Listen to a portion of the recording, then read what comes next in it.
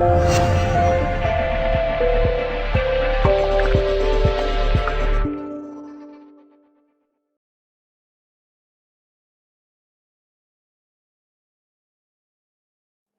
alaikum and peace be unto all of you.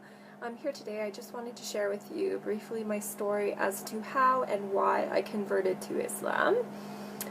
So I'll just get started. So growing up I actually was raised in a very devout Catholic household.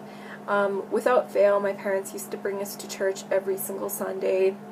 We used to practice all of the holidays and celebrate all the holidays and the religious sense. My parents would fast on Fridays. I actually went to Catholic school my entire life, so definitely very well versed in the Catholic faith. But the one thing I will say is, even just growing up, I did know a lot about the faith, but I was never really brought to think about why I was particularly doing things, or you wouldn't really think very deeply into theology particularly. And it was after the fact, when I finished high school and I started going to post-secondary education, like college, university, that was when I finally actually started thinking a little bit about my faith.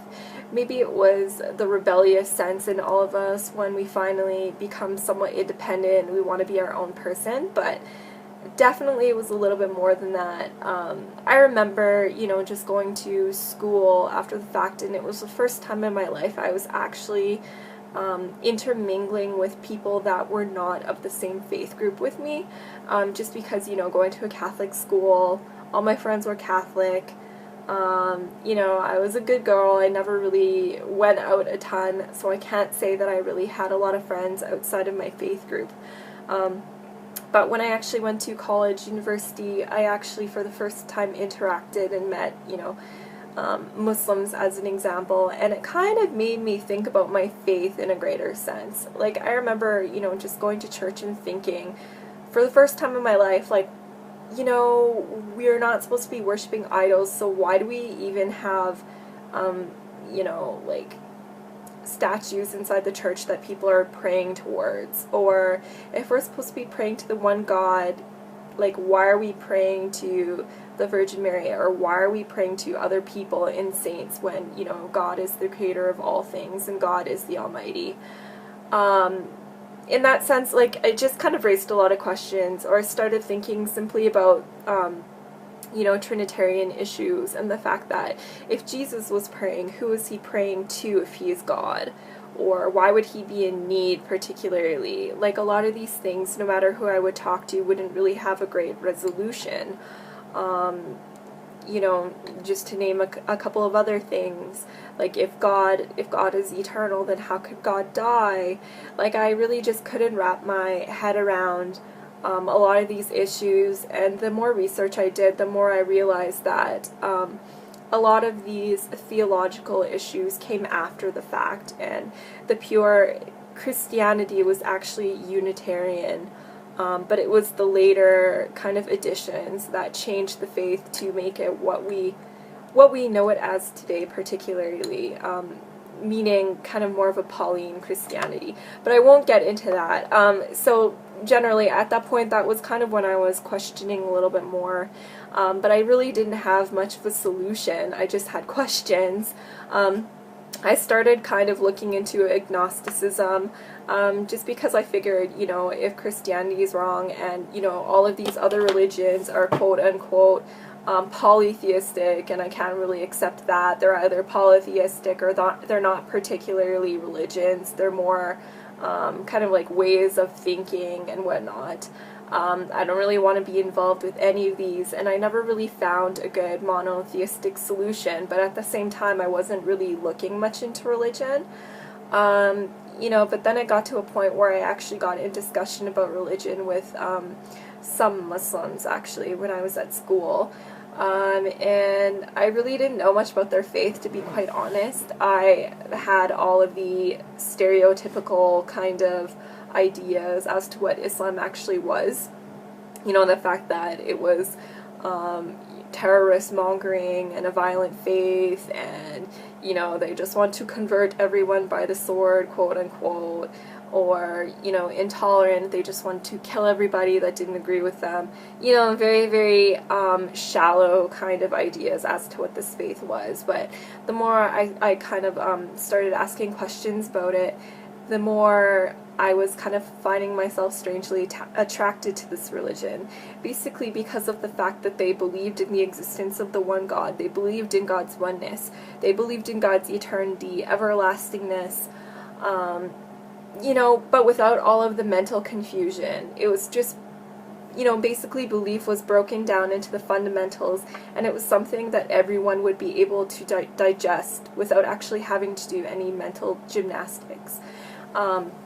So long story short, I started looking a little bit further into Islam, not really wanting to particularly accept it as my religion, but still attracted to it nonetheless. I started taking a religious studies course where I actually was able to look at Islam from an unbiased, kind of scholarly perspective, and again, I found myself kind of being attracted to it because of its, you know, rationality, and the fact that Islam could meet kind of belief in science halfway. It was rational, sorry, but it had proof at the same time. It wasn't just asking you to believe without any questioning or proof whatsoever. So again, looking into the Quran, I found the exact same thing. You know, Allah would command His servants to question or think about things or ponder about things, and that was something that I definitely wasn't used to previously with the Bible, and something that was very attractive for me. Actually pondering and meditating about my religion, you know, it kind of gave me some kind of peace in my heart that I was really, again, becoming very attracted to, but again, I wouldn't accept Islam as my religion until I was entirely sure about it. You know, so again, reading more into the Quran, I was finally also able to put Judaism and Christianity into perspective, particularly looking into the role of prophets. Jesus is seen in Islam as a prophet and not being divine. And again, if you look at the Bible from a Quranic perspective, you'll see again all of these proofs in the Bible. The fact that Jesus, peace be upon him, attests to the oneness of God, and never anywhere in the Bible does he ever claim divinity, simply. You know, so reading into the Quran, it was slowly kind of answering questions for me. You know, when I would bring up all of these horrible arguments that I would see online and whatnot, to people of faith that were actually well versed in their religion, you know, I would always find some kind of resolution.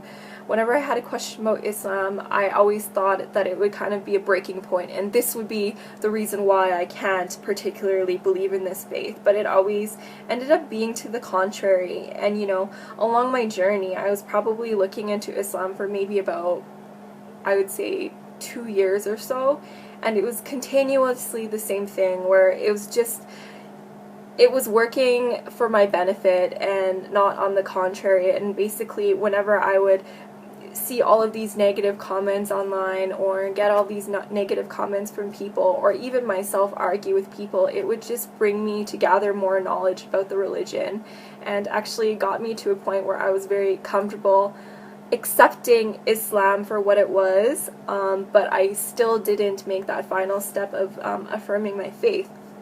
And then I found it was actually just one very last driving point that brought me to accepting Islam. When I was actually very close to accepting Islam, I was doing an internship in Edmonton, where I was in school at the time, and this was coming to an end, and I was on my way back to Calgary, where I would actually be living with my older sister for the first time in many years, because she had actually been in Edmonton for university and I was in Calgary. It was just a big jumble. But anyways, so that was the very first time I would be living with her in years. And I just remember one morning I remember this very vividly, and it was actually the middle of Ramadan.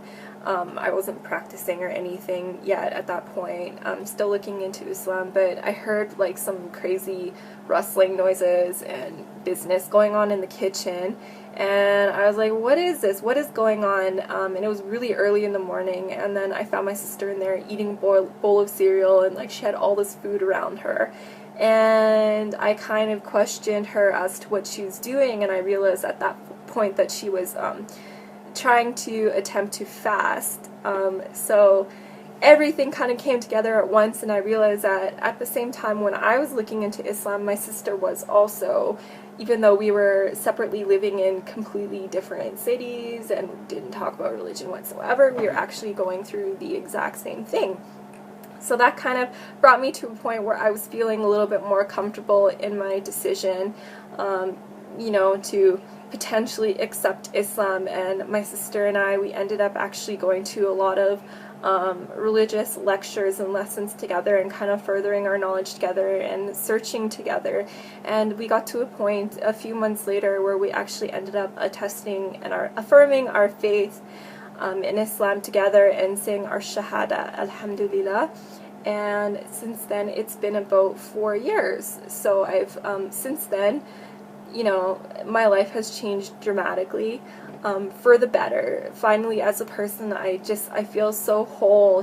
Before Islam, I would go to bed at night and I would honestly not be able to sleep because I felt like I was purposeless, and I felt like, extreme fear of, what was going to happen to me.